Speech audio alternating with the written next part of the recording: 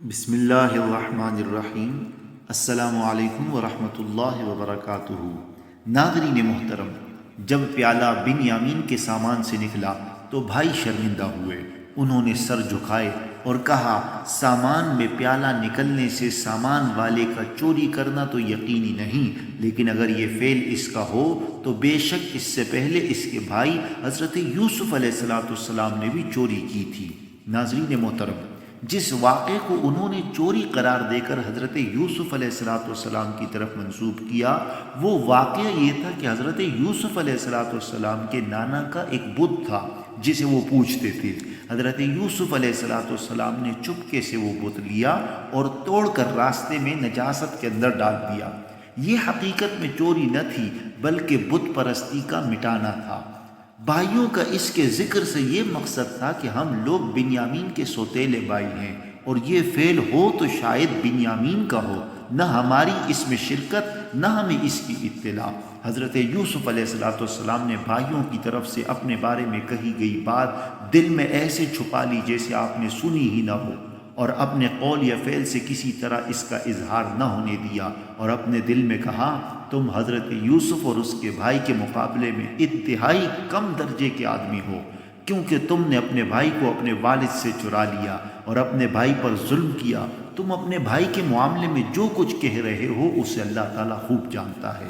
حضرت یعقوب علیہ السلام کی شریعت میں اگرچہ چور کی سزا یہ تھی کہ اسے غلام بنا لیا جائے، لیکن فدیہ لے کر معاف کر دینا بھی جائز تھا۔ اس لیے بھائیوں نے کہا، اے عزیز، اس کے والد عمر میں بہت بڑے ہیں، وہ اس سے محبت رکھتے ہیں اور اسی سے ان کے دل کو تسلی ہوتی ہے۔ آپ ہم میں سے کسی ایک کو غلام بنا کر یا فدیہ ادا کرنے تک رہن کے طور پر رکھ لیں، بے شک ہم آپ کو احسان کرنے والا دیکھ رہے ہیں کہ آپ نے ہمیں عزت دی، کثیر مال ہمیں عطا کیا، ہمارا مطلوب اچھی طرح پورا ہوا اور ہمارے غلے کی قیمت بھی ہمیں لوٹا دی۔ حضرت یوسف علیہ السلام نے فرمایا، اس بات سے اللہ تعالیٰ کی پناہ کہ جس کے پاس ہم نے اپنا سامان پایا ہے اس کے علاوہ کسی اور کو پکڑیں، کیونکہ تمہارے فیصلے کے مطابق ہم اسی کو لینے کے مستحق ہیں جس کے کجاوے میں ہمارا مال ملا ہے۔ اگر ہم اس کے بجائے دوسرے کو لیں تو یہ تمہارے دین میں ظلم ہے،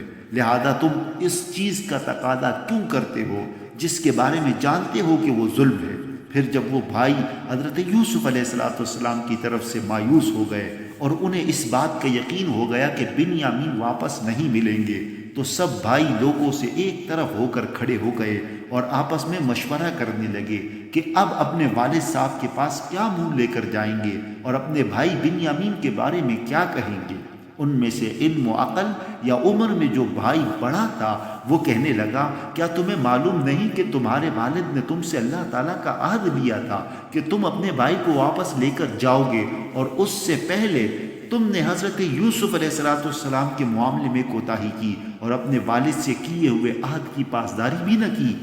میں تو مصر کی سرزمین سے ہرگز نہ نکلوں گا اور نہ ہی اس صورتحال میں مصر چھوڑوں گا، یہاں تک کہ میرے والد مجھے مصر کی سرزمین چھوڑنے کی اجازت دے دیں اور مجھے اپنے پاس بلا لیں،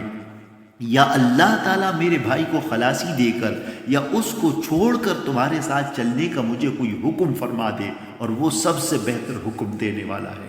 جس بھائی نے مصر میں ہی ٹھہرنے کا عزم کیا تھا اس نے بقیہ بھائیوں سے کہا، تم اپنے والد حضرت کے پاس لوٹ کر جاؤ اور ان سے عرض کرو، اے ہمارے باپ، بے شک آپ کے بیٹے کی طرف چوری کی نسبت کی گئی، اور ہم اتنی ہی بات کے گواہ ہیں جتنی ہمیں معلوم ہے کہ پیالہ ان کے کجاوے میں سے نکلا، اور ہم غیب کے نگہبان نہ تھے اور ہمیں خبر نہ تھی کہ یہ صورت پیش آئے گی۔ حقیقت حال اللہ ہی جانے کہ کیا ہے اور پیالہ کس طرح بنیامین کے سامان سے برآمد ہوا۔ بھائیوں کو یہ باتیں والد صاحب سے کہنے کا حکم دینے سے اس کا مقصد یہ تھا کہ حضرت یعقوب علیہ السلام کے سامنے ان بھائیوں پر سے تہمت اچھی طرح زائل ہو جائے، کیونکہ حضرت یوسف علیہ السلام کے واقعے میں یہ تہمت کا سامنا کر چکے تھے۔ پھر یہ لوگ اپنے والد کے پاس واپس آئے اور سفر میں جو کچھ پیش آیا تھا اس کی خبر دی، اور بڑے بھائی نے جو کچھ بتا دیا تھا وہ سب والد صاحب سے عرض کر دیا۔ حضرت یعقوب علیہ السلام نے فرمایا کہ چوری کی نسبت بنیامین کی طرف غلط ہے، اور چوری کی سزا غلام بنانا یہ بھی کوئی کیا جانے اگر تم فتویٰ نہ دیتے اور تم نہ بتاتے، تمہارے نفس نے تمہارے لیے کچھ ہیلا بنا دیا ہے، تو اب بھی میرا عمدہ طریقہ صبر ہے۔ ان قریب اللہ تعالیٰ حضرت یوسف علیہ السلام کو اور ان کے دونوں بھائیوں کو میرے پاس لے آئے گا، بے شک وہی میرے افسوس اور غم کی حالت کو جانتا ہے، اور اس نے کسی حکمت کی وجہ سے ہی مجھے اس میں مبتلا کیا ہے۔